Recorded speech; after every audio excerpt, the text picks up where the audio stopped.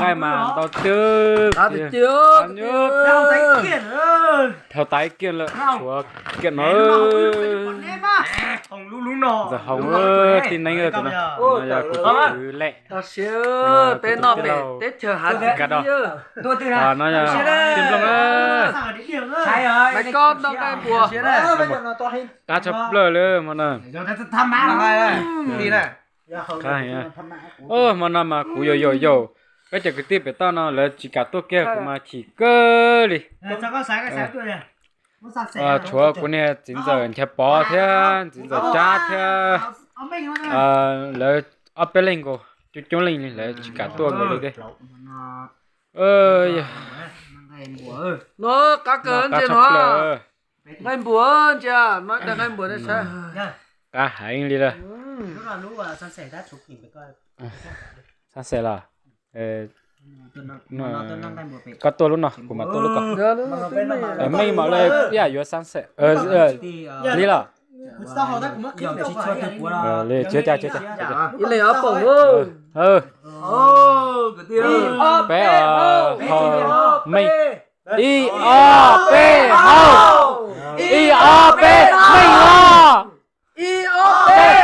cha lo đây là hạnh quá hạnh đưa chúng tôi hạnh I O P. I O P mình. hạnh bé rồi mà Bé giờ. I O P hậu I O P chung. I O P chung I O P hậu I O P I O P mình. I O P ở xí dầu. chung à I O P ở xí chung. I O P I O P mình.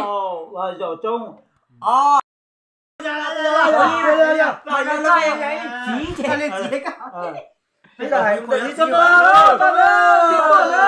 bạn ơi biết tôi đây i o p không i o p hậu xe i o p mình Không có tao nữa.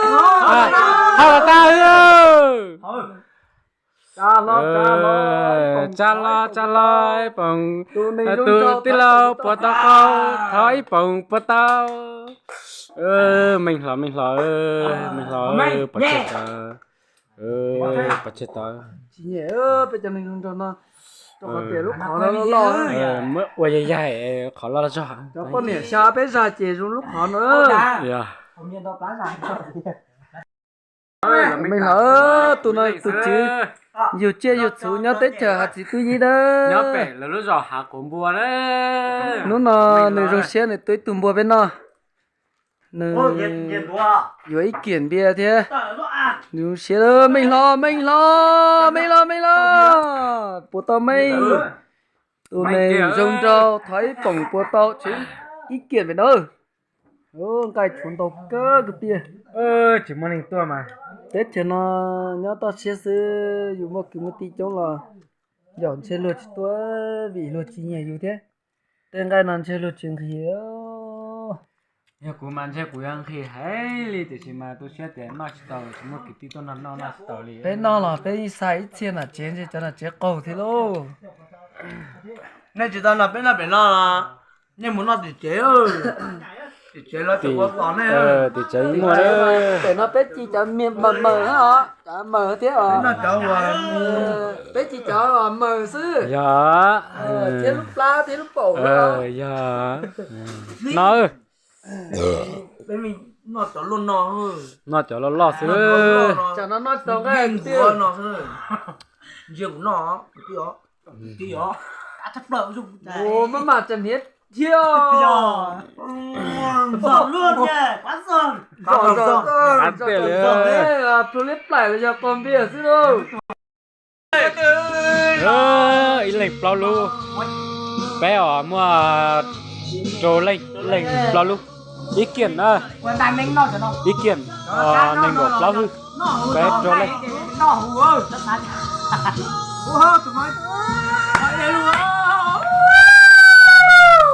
thịt tươi món này hai cả ơi bây giờ chị cả tôi làm nhiều tôi đặc sản Tây Bắc nói chỉ mà thực quế đặc sản Tây Bắc hay lùm không thế hay lùm nhất là đặc sản Tây Bắc mà thịt lợn nướng thịt lợn rừng nhá đây là lửa rừng nha nghe nhá. hay là mơ thì bé chỉ cái vừa mong nó có xía nó chỉ thừa vừa mong có xía đi là từ mà sẽ có Cho nên trong đó tức cho cán bộ với cho nó là chọn ai và nhóc về to xuyên nữa chẳng hay là cho nên trong chơi chọn ai chua lên nó chua dữ cho nó mày bây giờ chẳng ai to xuyên cán thế nó à chỉ nó cán chỉ nó hả mà thế cán cái tia đi nữa chẳng hay là